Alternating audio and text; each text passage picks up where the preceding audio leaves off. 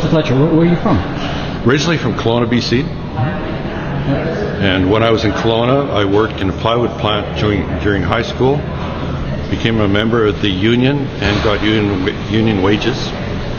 And then my dad said, well, that's not going to last. So I went to SAIT and took a 3-year course there. And subsequent to that, I took a journeyman certificate in power system electrician.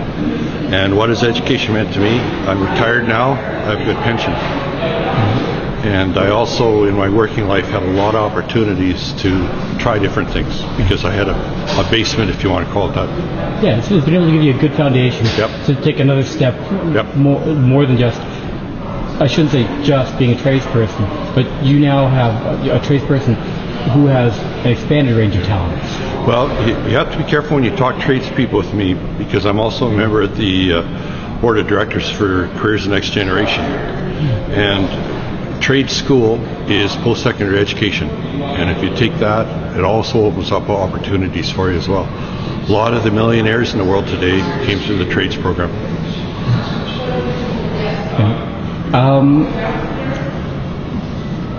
What was your affiliation with the college, the Grand Prairie Regional College? With the college, I started off, I worked for ATCO Electric as one of their managers. I was asked to be on the foundation board, and then right after that I was asked to be on the Board of Governors as the chair. I was the chair for 6 years.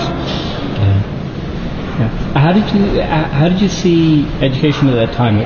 How did you think what effect were you going to have on the college? I think you go to school, grades kindergarten to grade 12, you learn some basic stuff like reading, writing, and arithmetic, if you want to put it that way. When you take a post-secondary education, whether it be a trade, a diploma of technology, or a degree, you're learning more, and every step you take, you're opening more doors for yourself. If you had to say something to yourself when you were in high school, before you decided to go to school, what do you think would be the most important things that you wish you knew at that time? Actually, working in the plywood plant was very lucky for me because I learned the things I didn't like to do, and I learned the things I liked to do. So that made a huge difference.